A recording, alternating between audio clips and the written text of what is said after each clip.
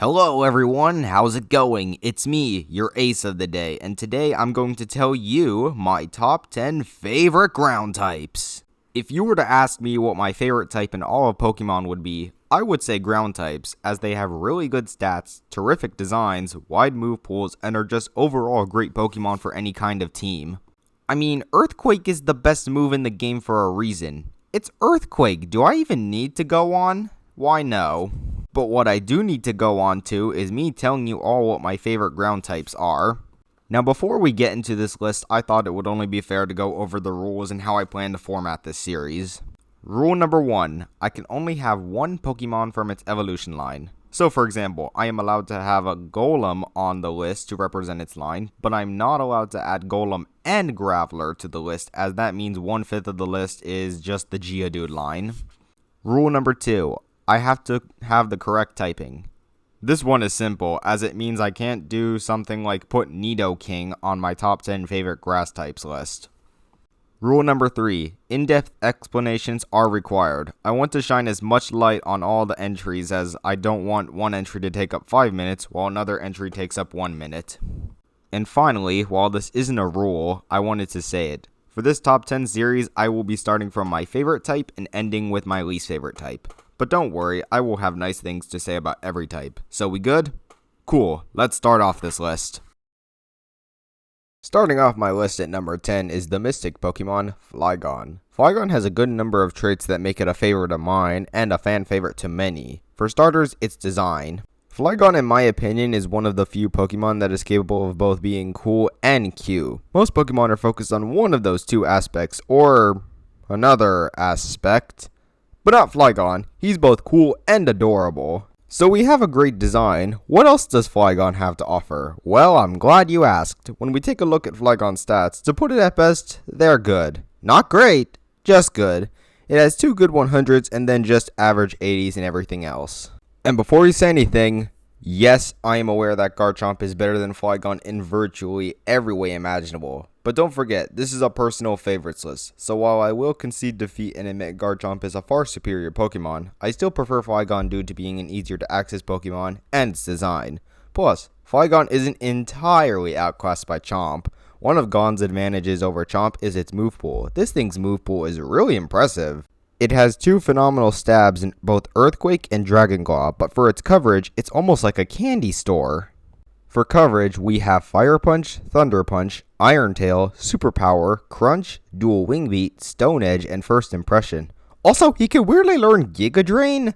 I have no idea why he'd have access to that move, but whatever, coverage is coverage. But there's one move Flygon has that makes me prefer it over Garchomp. A move so great that Chomp itself would kill for it. Dragon Dance. This move single-handedly separates it from Chomp and lets it find its niche as an all-or-nothing glass cannon that can sweep teams with the right support and plays. The great design, the wide move pool, the easier access, and just being a cool Pokemon in general, I always have a blast adding him to my teams, whether I'm playing through RSE, the Gen 5 sequels, or even as a part of my teams on Showdown. Flygon is a great way to start off this list, so let's not waste no more time and move on to my number 9. Coming in at number 9 is the Mudfish Pokemon Swampert. Of all the Pokemon on this list, Swampert has arguably the best dual typing, Water Ground.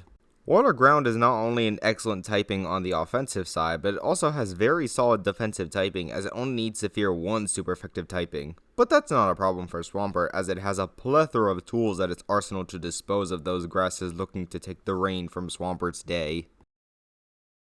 When we take a look at Swamp stats, we see it has a strong attack stat of 110 followed up by 2 defense stats of 90 and an HP stat of 100. So Swampert can not only tank some hits, but deliver back as well. While he may only have a base speed of 60, that's no problem if you can tank some hits that aren't super effective. But speaking of super effective, let's look at Swampert's move pool. When we take a glance at what this Mudfish can do, he has some good options. For his ground stab, Earthquake is the best move for him, no question asked. But for his water stab, you can ask which is the best because Swampert has so many options for good water stab. He's got Waterfall, Aqua Tail, Liquidation, and Flip Turn. All are phenomenal choices, so you can't go wrong with any option. And as for his coverage, the only coverage that's needed is Ice Punch. While rock coverage is nice, it doesn't match up to the coverage of Ice Punch for Swampert. Heck, if you're even brave enough, you can use Bulk Up to boost Swampert's already excellent attack and defenses to become even more powerful, but you would rather use Swampert's other tool it has, the Swampertite. With this, Swampert is capable of Mega Evolution and can become even more powerful and terrifying with its even higher attack stat and bulk, in addition to dropping its marginally useless abilities for the excellent Swift Swim. And again, he has all of these traits while only needing to fear one typing. Few Pokemon can boast having such power while having few predators. And before we end this entry, I believe it is only fair to acknowledge the fact that Swampert has been the most consistent starter Pokemon in competitive. Most starters have drastic tier changes that are good or bad, but Swampert has stayed in OU and UU most of his life. So not only is Swampert an all-around excellent Pokemon, he's an all-around excellent Pokemon that is great to use in competitive play. Our lucky number 8 entry belongs to none other than one of the most recent Pokemon available to us, the Pete Pokemon, Ursaluna. Although Ursaluna hasn't been around for a year, he's already one of my favorite Pokemon already. Normal Ground is such a good typing, and I'm glad a cool looking Pokemon now has that typing instead of a certain rabbit. Ursaluna also serves as a good example of how a regional evolution should be, as it took an average Pokemon and made it an absolute menace. Ursaluna's stats are also good evidence to this claim of mine. It almost feels unfair for Ursaluna to have this good of stats. He has an attack stat of 140, the same as Darmanitan, but unlike Darmanitan, Ursaluna ain't no glass cannon. He has a beefy HP stat of 130, followed by a defense stat of 105 and a special defense stat of 80. He can take hits for days and bring the pain. And that's just unboosted. If we take a look at its abilities, which we haven't done this much until now, we see two excellent abilities, Guts and Bulletproof. Guts makes an already strong Pokemon even more powerful, and Bulletproof adds even more bulk to an already bulky Pokemon. Both abilities are great, so either choice is good. When we move over to his move pool, we see some great stabs and coverage. Double Edge and Headlong Rush serve as some seriously powerful stabs, and for coverage we have all three Elemental Punches, Play Rough, Shadow Claw, and Rock Slide. Oh, and did I forget to mention this thing has access to Bulk Up? So now you can make an already tanky and powerful Pokemon even more absurdly powerful. Also, Ursaluna's design is really well crafted in my opinion. I don't know, I see a bit of a cuteness factor behind that tough and sleepy design of its. I hope that all the Hisuian Pokemon can come to the mainline game soon, because I would love nothing more than to use an Ursaluna on not only my in-game teams, but also mono, normal, and ground teams. Overall, Ursaluna is just a lovable oath. He's big, strong, and is certainly a Pokemon I love having on my teams no matter how funky they may look.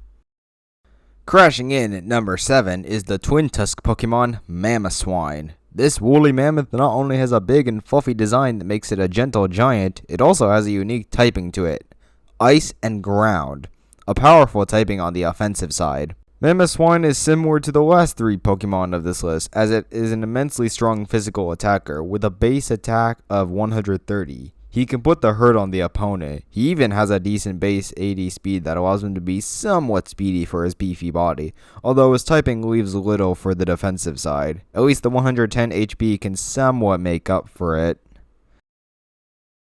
But don't forget, Ice typing is the worst from a defensive standpoint, but thankfully Mamoswine is one of the few Pokemon to make good use of Thick Fat, an ability that halves the damage of Fire and Ice moves and gives it the slightest of defensive bulk.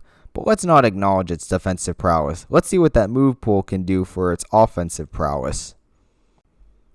For stab, we have Earthquake for all-out power, Ice Shard for some priority, and Icicle Crash as an all-around powerful move. For coverage, we have strong moves like the Devastating Superpower, the Jagged Stone Edge, and the flinch-inducing Iron Head. And while offensive power and the powerful design is why I love Mamoswine a lot, there is one more little niche it can do that makes me appreciate it more. Being an offensive support mon, with access to Stealth Rock, the best hazard in the game, Mamoswine can bring pain and support to a team no matter what the playstyle you prefer is. To put it short, Mamoswine is a gentle giant who I love using to bring forth some chilly damage. Him alongside Staraptor and another Pokemon on this list are some of my most used Pokemon in Platinum. Galloping his way onto my number 6 entry, we have the draft horse Pokemon, Mudsdale. This cool horsey has been a favorite of mine to use when I journey through the Alola region. I not only get to use a Pokemon who has some seriously gorgeous locks in addition to a respectable mane, but I get to use a Pokemon who is almost impenetrable. Mudsdale's stats display 2 base 100s in both HP and defense, in addition to 85 in special defense. Seems pretty respectable, and it is. Now add Stamina, an ability that gives Mudsdale a free defense boost when hit by any offensive move, meaning this brick wall of a horse just evolved into a concrete wall of a horse. But don't be under the impression that Mudsdale is all bulk and no power. This muddy horse has a meaty attack stat of 125. For the unaware, that's higher than Golurk. Freaking Golurk! Man, Mudsdale just doesn't horse around with power and bulk. He can laugh off hits and hit as hard as an actual horse. But speaking of horse, let me shine light on his once signature move, High Horsepower. The move has Mudsdale use his hooves to smash into the opponent and cause some serious damage. While it's no earthquake, it's still really strong and powerful. But remember how I said it was once his signature move? Yeah, for some odd reason they decided to treat the move like close combat and thus give it to Pokemon who just shouldn't learn the move. Because really, explain to me why Golurk can use this move despite not being a horse, and why Sharpedo can learn close combat. What?! Why the f does a shark learn close combat? And also, why does Mudsdale learn Focus Miss but not Stone Miss? Give me answers, Game Freak! Give me!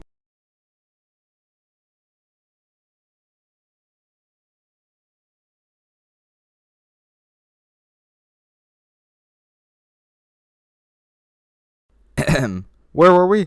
Oh yes, Mudsdale's move pool. Well, yes, it's very all stab and few coverage move pool. That doesn't mean there isn't any strong moves here. Like I said, High Horsepower is a good move, but there's also Rock Slide, still don't know why he doesn't learn Stone Edge, Heavy Slam, and Close Combat. I guess in the Pokemon world, it's normal to see Mudsdale and Sharpedo punch. Apart from that rather peculiar phenomenon, Mudsdale is a cool Pokemon. He's strong, ridiculously bulky, and it makes it crystal clear that he just doesn't horse around. Get it? Horse around? Oh, brother, this guy stinks! Okay, next entry. What's better than a horse who is capable of throwing a punch? How about a rat who wears a bra? That might be the most specific circumstance possible, and you'd be correct if you forgot that Nidoqueen existed. Nidoqueen is known as the drill Pokemon according to the Pokedex, but to most fans might as well be considered the second drill Pokemon because she has spent most of her life in Nidoking's shadow. And while I have nothing on Nidoking for overshadowing Queen, I just get bored of hearing the same few things about King. It's a similar case to Flygon and Garchomp. While I am aware there is a stronger option than the Pokemon I like, I still choose to use my favorite Pokemon because I have more fun using a Pokemon I enjoy rather than a Pokemon that is just straight up better. So while I will once again admit that the other Pokemon, in this case Nidoking, is a superior choice than Nidoqueen, I still prefer using Nidoqueen because I like her more. Blue is my favorite color, and I do like the design more than Nidoking's design and color. I also do enjoy Nidoqueen's direction on stats. While Nidoking is busy tearing up with the offense, Nidoqueen is more focused on being bulky. While the defense and HP stats look nothing special at first, you'd be surprised just what sort of hits she can take. But if being all defense and no offense turns you off, let me tell you about Queen's hidden ability. Sheer Force. This ability adds extra damage to attacks but removes the secondary effect. For example, Thunderbolt has a 10% chance to paralyze the opponent, but with Sheer Force gets an extra power boost while losing the chance to paralyze the opponent. It's a powerful ability, and if you pair this with a Life Orb, the damage is almost unreal. So with the combination of maximum special attack, Sheer Force, and the Life Orb, Nidoqueen can turn to devastating attacks such as Stab, Sludge Wave, and Earth Power, Thunderbolt, Flamethrower, Ice Beam, Shadow Ball, and even the shaky Focus Blast. Whenever I add Nidoqueen to any of my teams, I make her out to be my coverage Pokemon, and would you not do the same? While Nidoking can do the same thing, Nidoking couldn't deliver strong damage while soaking damage. Heck, Nidoqueen is even better at being a support Pokemon because she can add Stealth Rocks onto her set, while Nidoking couldn't afford to drop his precious coverage. So at this point, I just explained that whatever Nidoqueen can do, King could possibly do it far better. And while that's true, I haven't mentioned one impressive feature about Queen that makes me choose her over King aside from her design, color, and badassery. The fact that she is a duo Pokemon that isn't wholly outshined by her counterpart. Most duo Pokemon have one Pokemon that is just obviously better than the other. Durant and Heatmore are a perfect example. While yes, Heatmore does have the type advantage over Durant, you need to remember that Heatmore sucks. It's slow, frail, has a lame design, and is outclassed by most every fire type except Magcargo. Durant, on the other hand, is fast, strong, has an excellent ability in Hustle in addition to a move that boosts attack and fixes the problem of Hustle, can beat Heatmore with Rock Slide or Stone Edge, and has a magnificent design. This is the case for most duo Pokemon, but not Nidoqueen. She was able to find her own niche and not be outclassed by King, and that alone makes me love her as a Pokemon. Plus, I am never let down by her when I play through Kanto or Johto. You know who also never let me down when I use him on a team in our region? Why? The Fangscorp Pokemon, Gliscor. This flying scorpion has one of the slickest designs to ever grace the Pokemon world. It pulls inspiration from the Gargoyle, a mythical creature used for Gothic architecture and is usually seen as fast, strong, and nearly indestructible. All three traits that fit Gliscor's bill perfectly. Before I flaunt Gliscor's stats, I believe it's only right to credit Gliscor for possibly being the best ground type on this list from a competitive standpoint, as he's the only Pokemon on this list to remain in the OU tier for every generation he has appeared. But even taking the competitive scene out of the picture, I still truly love Gliscor. Gliscor alongside Mamoswine are two excellent demonstrations on how regional evolutions should be handled. They took two already average Pokemon at best and gave them the evolutions they needed to be complete. Not only did it allow for their respective evolution line to be more prominent and competitive, but also allowed for their Prevos to find a niche as well. Gligar, Gliscor's pre-evolution, has been a UU superstar for 3 generations in a row, and he's a first stage Pokemon. Just take that in for a moment. Gligar, a single stage Pokemon, is able to thrive in the 3rd best tier, while Regigigas is untiered. Pokemon is strange sometimes. But enough of Gligar, let's talk Gliscor.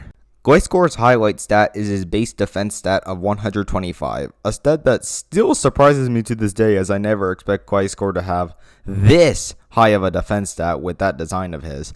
But just like Mudsdale, he isn't all defense and no power. He has 2 base 95s for both attack and speed. So we have a fast, bulky, strong wall. What else is there? Oh, only a great typing.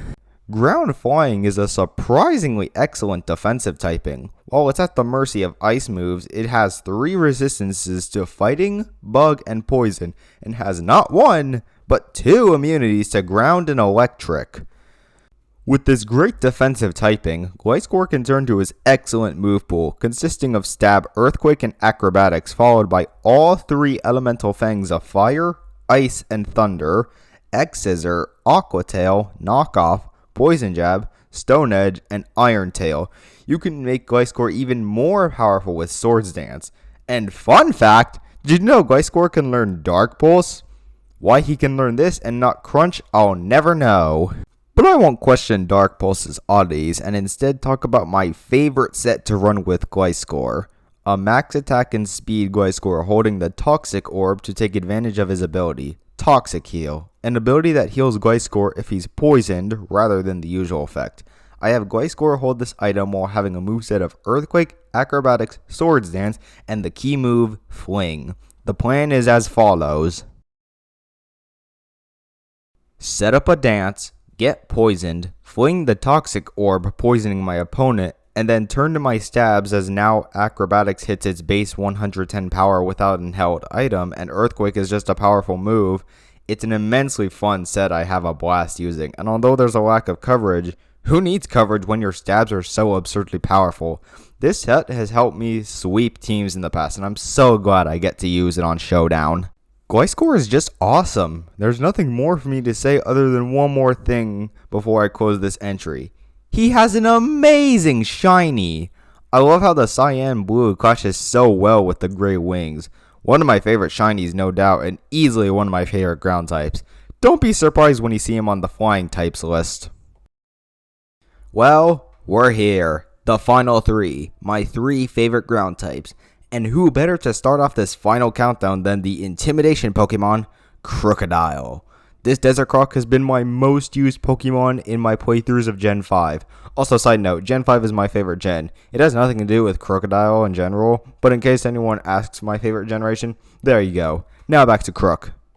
Crocodile has been part of most of my Gen 5 teams. 1, because he has one of the best designs from Unova, and 2, he has never let me down once. With an attack stat of 117, in addition to a speed stat of 92 alongside some decent bulk with passable defenses and a 95 HP stat, Crocodile is a true pocket monster. And I haven't even mentioned his abilities. While Anger Point can be devastating in the right circumstance, it's kind of situational. But no one's going to use it when his other 2 abilities, Intimidate and Moxie, are so incredible. Intimidate is the best ability in the game as it drops the opponent's attack and gives Crocodile some defensive utility. Meanwhile, Moxie can have Crocodile snowball out of control and sweep teams. Both are tremendous abilities and you can never go wrong with any choice. Speaking of choice, Crocodile's move pool is also something you couldn't go wrong with. Earthquake and Crunch are his best stab choices, and his coverage is actually wider than you would think. Of course, there is Trusty Stone Edge, a line I don't believe has ever been said before, but don't forget about both Iron and Aqua Tail, Thunder and Fire Fang, Close Combat, Dragon Claw, and even Grass Knot. Wait, what? Okay, forget I said that last move and just pretend I said bulk up for some risky but rewarding setup. Crocodile is such a good user of items such as the Choice Band, Choice Scarf, Leftovers, and even the Life Orb. Just like his abilities, you can't go wrong with any of these options as they can all perform wonders for you, depending on how your team is built. I know I didn't say much about Crocodile compared to the last entries, but really I don't feel I need to. All I can say is, Crocodile's awesome. It's as simple as that. Although I'm sorry to disappoint you by not saying much about Crocodile, I will spend time however on my penultimate entry, the runner-up, my second favorite ground type, and my most used Pokemon in Sinnoh, the continent Pokemon, Torterra. Where do I really start with Torterra? Gosh, I have so much to say, so let's start with the design. I love it. Here is a giant tortoise who has an ecosystem on his back. How can you not find that cool? The colors on his body clash together and create a really good blend in my opinion. His face also just gives off the impression that he is old and full of infinite wisdom. I mean, with a name like the continent Pokemon, I find that easy to believe. You know what I also find easy to trust? Torterra's stats. This ecosystem tortoise has a great defense stat of 109, the highest defense stat of all starter Pokemon, followed by a respectable attack stat of 105. He even has a good HP stat of 95, followed by a special defense stat of 85. Although he is very slow, what do you really expect from a massive tortoise carrying an ecosystem? To outspeed Zapdos? Well, with his move pool, it's kind of possible. With Rock Polish, Torterra could possibly jet past opponents and bash a hole in the opponent's team. You could even turn to Swords Dance for some extra power. It's truly an upset that Tor hasn't been gifted Shell Smash yet. Make it happen, Game Freak. I want to use Shell Smash Torterra so I can rip opponents to shred with Stab, Wood Hammer, and Earthquake. But while we're on this topic, say it with me, folks. Let's look at the move pool. Torterra stabs were already mentioned, but I should also acknowledge Seed Bomb as a less powerful option for physical grass stab, minus the detrimental recoil. But for the coverage, we got Stone Edge, Crunch, Iron Head, Superpower, and to my surprise, Outrage. Yeah, Torterra learns this. I won't complain or question this choice, this is awesome. But sadly, Torterra's abilities aren't awesome. While Shell Armor isn't a bad ability by any means, there are far better abilities. Man, imagine if Torterra got Speed Boost. That would be hilarious and I now want such an idea to exist. Also, Torterra has a unique typing on this entire list. Grass Ground. To this day, Torterra is the only Pokemon to have this typing. Although it's a grass type that doesn't resist grass and water moves and is considered extinct against ice type moves, it's still a cool typing, and I'm glad that a starter Pokemon has this unique type. This typing alone is why Torterra has been my most used Pokemon when I play through Sinnoh. He's strong, tanky, and does the job for me whenever I need him to. So in conclusion, I love Torterra and will continue to use him in all my future Sinnoh playthroughs. But just you wait, we're not done with this list. We still have one more Pokemon to discuss. But before we drill into the number 1 entry, I would like to mention some honorable mentions. These are the ground types that didn't make the cut on this list, but they're getting the recognition they deserve. This will be brief and short, so let's go. Gastrodon, my second most used Pokemon in Sinnoh. Her cry is music to my ears, and with Storm Drain, she is a force to reckon with. Camerupt, the only Pokemon alongside Sceptile who I can remember on my first ever playthrough of Pokemon Omega Ruby, my first Pokemon game. Donphan, for a time he was my favorite ground type, and although he's fallen out of that spot, I still love having him roll around at the speed of sound on my Johto teams. Marowak, I love using him in Fire Red to bone meringue everyone in sight. Even on Showdown, I love having him on my teams. And finally, Seismitoad, my go-to water type when I'm not using the Oshawott line, and my go-to ground type when I'm not using Crocodile or my number 1. Speaking of which, alrighty, here we are, my number 1. If you glanced at the thumbnail before walking into this video, you probably could take a wild guess on who the number 1 is. And to that, I applaud you, so let's waste no more time and talk about my favorite ground type ever, the subterranean Pokemon, Excadrill. I could just cop out and leave it at that, but no, I must explain myself, a circumstance I have no issue with, so let's dig into that design, shall we? To start off with this fearsome mole, Drill has a face that says, I wouldn't mess with me if I were you, solidifying that he is a strong Pokemon who won't go down without a fight.